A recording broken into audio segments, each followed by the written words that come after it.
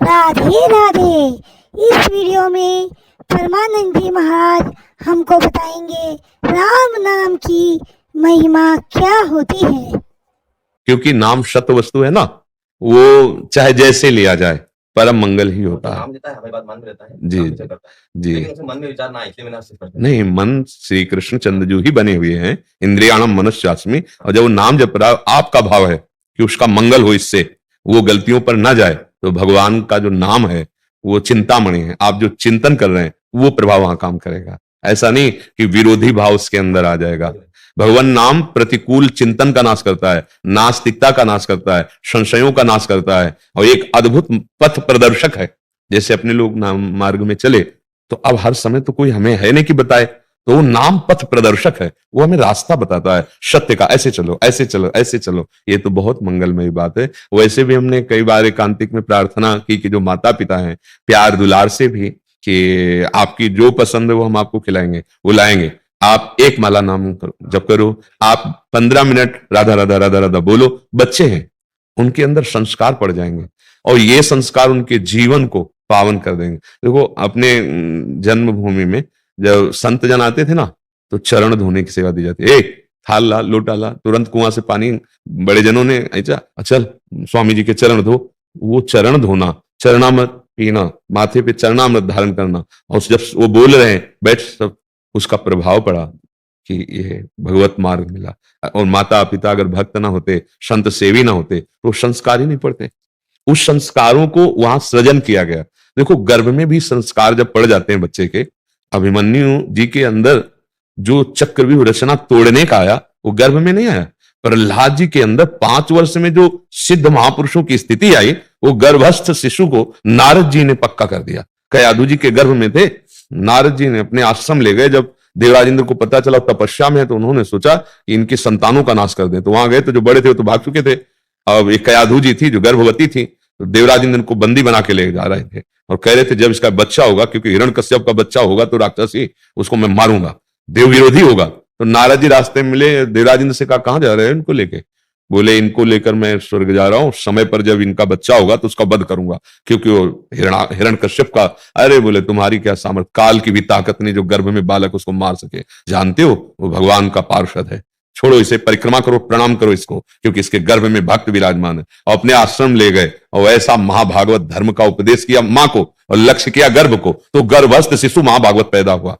प्रहलाद जी सब भक्तों में सर्वश्रेष्ठ नाम पहले लिया, प्रहलाद नारद पराशर पुंडरीक व्यास अम्बरीश सुख सौनक भीष्म दालव्यान। ये जब गर्भस्थ शिशु पे प्रभाव पड़ सकता है, तो अब वो तो चेतन स्वरूप में है, उसको हम नाम जप करवाएं, उसको हम भगवत चरित्र सुनाएं, तो एक अच्छा गृहस्थ बन जाएगा। ये कोई ना डरे कि अगर हमारा बच्चा नाम जप करेगा तो बाबा जी बन जाएगा, ऐसा नहीं है। ऐसा वो तो भगवान के द्वारा प्रेरित होता ना। जैसे अपने लोगों को पूर्व जन्म का कुछ ऐसा था कि बचपन से ही ये लगने लगा कि अब हमारे जीवन का लक्ष्य भगवान का साक्षात्कार करना है।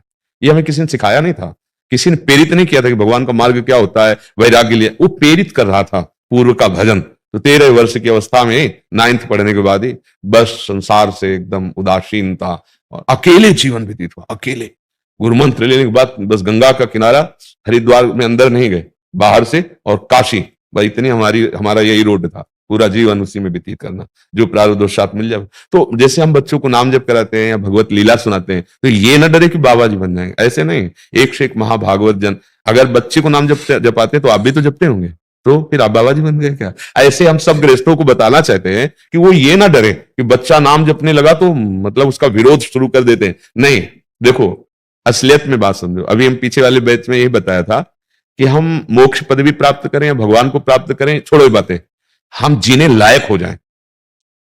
हम लोगों की बुद्धि इतनी भ्रष्ट होती जा रही है कि हमारे घर के पूज्य संबंध जो विश्वसनीय है, उन्हीं में जहर घुल रहा है। आप देखो ना, परिवार में पति पत्नी का संबंध कितना समर्पित संबंध, अविश्वसनीय हो रहा है। माता पितृ पुत्र परिवार कितना अविश्वसनीय हो रहा है। असंतुष्टता फैल रही है, एक दूसरे के प्रति अविश्वास फैल रहा है, और ऐसे आचरण बन रहे हैं। क्यों? क्योंकि आपने मान लिया धन में सुख है, भोगों में सुख है, शरीर में सुख है, इंद्रियों के भोगों में सुख है। अच्छा, इंद्रियों को छूट दे दिया, धर्माचरण में चली गई, अब वो अपवित्र हृदय हो गया, निर्णायक भ्रष्ट हो गया। बुद्धि निर्णायक है, वो भ्रष्ट हो गई। अब बुद्धि भ्रष्ट हो गई तो आप बस कैसे सुख मिले कहीं भी, ये नहीं देखता धर्म क्या है अधर्म क्या है, ये मेरे द्वारा पोषित हैं कि इनका शोषण करना चाहिए कि नहीं, कुछ नहीं ज्ञान रह जाता। पशु और उसमें कोई अंतर नहीं रह जाता। उस पशुता का नाश करने के लिए सत्संग आवश्यक है, नाम जप आवश्यक है। अगर ये जीवन में नहीं हुआ तो आपका जीवन सुखमय नहीं होगा। ऐसे आचरण बन जाएंगे कि फंसोगे, कानून में फंसोगे। अगर कानून से बच गए, मान लो नहीं प्रकाशित हुआ, तो तुम्हारा मन तुम्हें ऐसा दंड देगा जो कानून भी नहीं दे सकता। तुम्हारा मन हर समय तुम्हें जलाएगा, डिप्रेशन में भयावह स्थिति पर अचानक कल्पना, कोई भय नहीं, बस जलोगे। और ज्यादा पाप बन गया तो तुम्हारा मन ही तुम्हारे हाथ से तुमको जहर खवा देगा, तुम्हारे हाथ से तुमको मृत्यु दंड दिला देगा। बहुत पाप कर्म कभी किसी को बख्शता नहीं, वो बहुत सुरक्षित पीछे पड़ा रहता है, अवसर पा करके वो नष्ट कर। इसीलिए सबसे प्रार्थना, बुद्धि को शुद्ध केवल भगवान नाम से किया जा सकता है।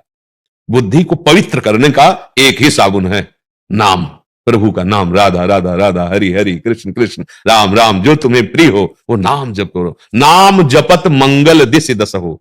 जरा सी बात सहन नहीं होती, गुस्सा आ जाता है, पूज्य जनों का अपमान कर देते हैं, नहीं कर। माता पिता ऐसे, कई ऐसे माता पिता मिले, मेरे पुत्र ने मुझे मारा, सब कुछ छीन लिया और निकाल दिया। तब लगता है कितना बड़ा दुर्भाग्य पैदा कर रहा है वो। ये नहीं जान रहा कि मैं अपने आगे की उन्नति का, सुख का, संपत्ति का नाश कर रहा हूं। जहां इनका साप लागू होगा, इनका पाप लागू होगा तुम्हारे ऊपर, तो वही दुर्दशा के साथ तुम्हारा जीवन होगा, अशांत जीवन। इससे बचने के लिए नाम जप। ये तो बड़ा मतलब प्रशंसनीय विषय है कि नवीन कोमल पवित्र हृदय में ही नाम रूपी बीज डाल दिया। वही पिता धन्य है, वही माता धन्य है, वही गुरु धन्य है, वही रिश्ता धन्य है। भगवान ऋषभदेव जी श्रीमद् भागवत में, जो अपने रिश्ते पवित्र संबंधों को सत मार्ग का पथिक बनावे। गृहस्थ में सत भाव से चला जाता है, तब वो गृहस्थ नहीं, वो मुनि की तरह जीवन बीते। हम सब ऋषियों की संतान हैं, जितने हैं सबके मूल में ऋषि ही हैं। तो अगर हम गृहस्थ में एक पत्नी व्रत, धर्म पूर्वक बच्चे आदि को जो हमारा रोल है, स्वांग है, उसके अनुसार पढ़ाना लिखाना, पवित्रता से रखकर उनका ब्याह करना, इसी से भगवान की प्राप्ति हो जाएगी।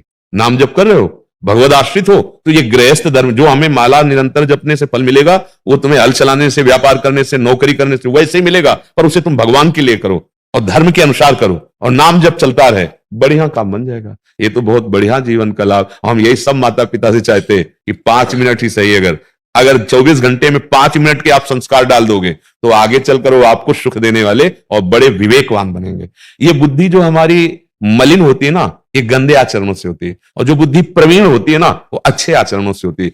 नाम जापक बड़ा हिंसक और चोर, जब नाम जप किया तो ब्रह्म ऋषि पदवी पे पहुंचा दिया। भगवान के अवतार होने के पहले ही पूरी लीला चरित्र को लिख दिया संस्कृत से। अब आप विचार करो, नाम का उच्चारण करने की सीधे सामर्थ्य नहीं थी और लीला चरित्र भगवान का पहले से लिख के रख दिया। कितनी बुद्धि प्रवीण हो गई, ब्रह्ममयी बुद्धि हो गई नाम जापक की। इसलिए नाम, निरंतर नाम। बड़े भाग्यशाली हैं जो रामकृष्ण हरि अंदर से गुनगुनाते हुए अपना कार्य कर रहे हैं। तो इसी जन्म में उनको पता चल जाएगा कि परम धन क्या मिला हमें, जीवन हमारा क्या हुआ। हर दुख से लड़ने की, हर विकार को परास्त करने की सामर्थ्य नाम में है। नाम में जितना नाम बल बढ़ाओगे उतने ही आनंद में डूब। सच्चा पिता वही जो नाम रूपी संपत्ति अपने पुत्र को दे दे। ये सब बाहरी है, तो भगवान का आश्रय लेकर नाम जप करते हुए उतर संसार में, बस वो जीत जाए।